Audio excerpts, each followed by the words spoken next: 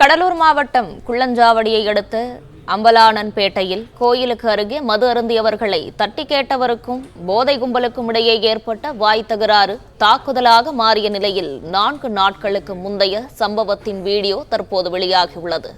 இதுகுறித்தான கூடுதல் விவரங்களை வழங்கவிருக்கிறார் செய்தியாளர் லெசி ராஜா. வணக்கம். விவரங்களை வழங்கல. கடலூர் மாவட்டம் குள்ளஞ்சாவடி அம்பலவானன்பேட்டை பகுதியைச் சேர்ந்த முருகவேல் என்பவர் கடந்த 24ஆம் தேதி நிகழ்ச்சி ஒன்றுக்கு சென்றுவிட்டு தனது வீட்டை நோக்கி இருசக்கர வாகனத்தில் வீடு திரும்பினார். அப்போது அம்பலவானன்பேட்டை பகுதியைச் சேர்ந்த இளைஞர்கள் அங்குள்ள கோவில் அருகே அமர்ந்து மது அருந்தியுள்ளார்கள்.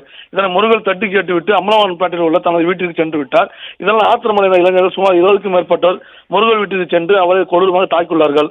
முருகலும் இளைஞரை தாக்கியுள்ளார். முருகலை வீட்டிலிருந்து வெளியே இழுத்து வந்து நடு ரோட்டில் அடித்து இழுத்து வந்துள்ளார்கள்.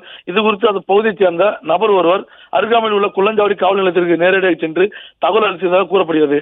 இந்த நிலையில் ரத்த வெள்ளத்தில் மயங்கிய முருகலை காப்பாற்றி அரசு மருத்துவமனையில் அனுமதித்து தற்போது தனியார் மருத்துவமனையில் தீவிர சிகிச்சை பெற்றுள்ளார்.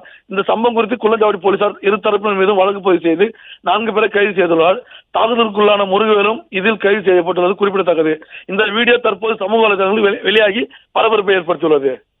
பிளே ஸ்டோர் மற்றும் ஆப் ஸ்டோரில் இருந்து பாலிமர் செயலியை QR கோடு மூலம் பதிவிறக்கம் செய்யுங்கள். செய்திகளை உடனுக்குடன் பெறுங்கள்.